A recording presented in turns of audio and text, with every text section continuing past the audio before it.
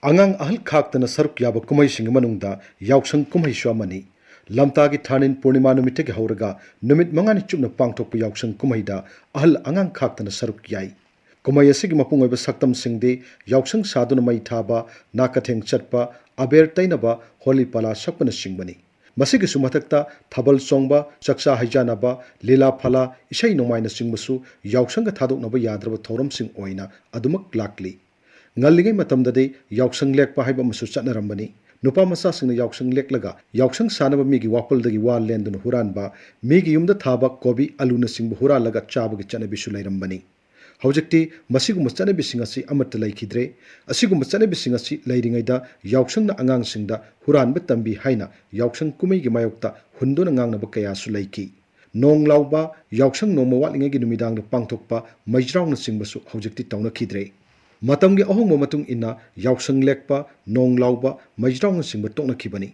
Hojik phawbu leptuna satharibasi laikai da Yaoshang saduna mai thaba angang singna yumthong chatuna nakathengba chengniba nupi masa singna lambida thoktuna sel khaiba aber tainaba ising hainaba thabal chonguna singbani. Saksa haijanaba lila phala isai nongmaina singbagi thorum singsu adumak pangthoknari. Yaoshang Kumheiga mari lainaba thorum singi manungda thabal songbasi yamna maru oiba amani. Laikai da laisabi singna thabal songmugi thorum sing pangthoknai hanadi thabal songbasi chahi horukpadagi adum horukpaduna sajibu cherabu matung phawba leptana adum pangthoknarambani. Hojikti thabal songbagi matamsi yamna tension le Yaoshang numit mangani amadi cherabu numittagi hena chongnadre mahiroi lup singna athingba thambadagi Yaoshang manung khaktada thabal sinarakpani.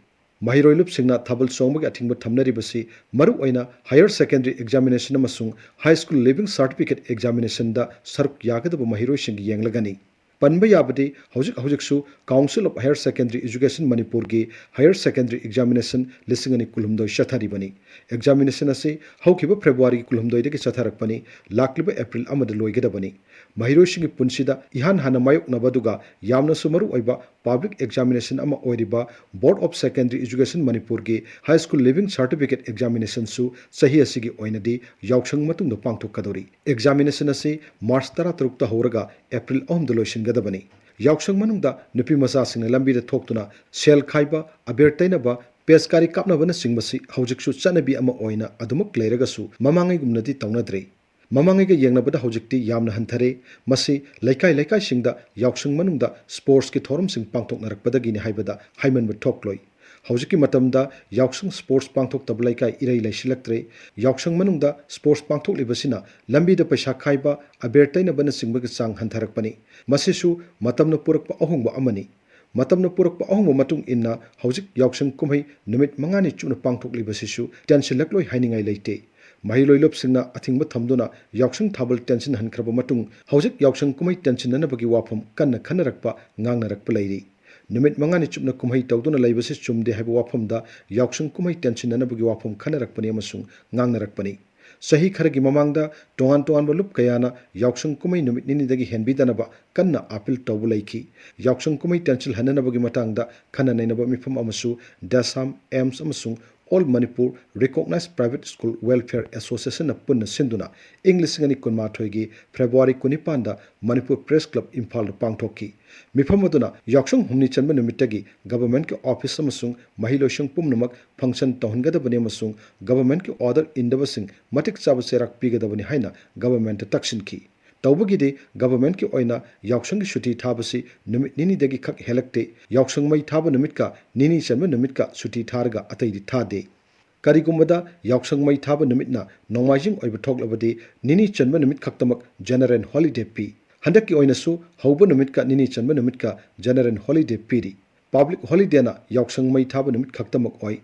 Hojik miyamna Yaoshang Kumhei tension bagi apamba lainarabasu mahiroi sing school college kanadabana tension bangamdana laibani haibada laloi. Karigumba mahiroi sing Yaoshang humni chanba numitagi school college kaba hongarabadi Yaoshang Kumhei gi matamse soidana tension lakani haibagi thajabalai. Government ki oina Yaoshang ki general holiday numit nini dagi hena pidrabasu hojik phawbagi oinadi Yaoshang manungda school college sing hangduna class tawgani haibagi thajabalai tri. Kumhei si numit mangani chupna adumak chatharaba yari.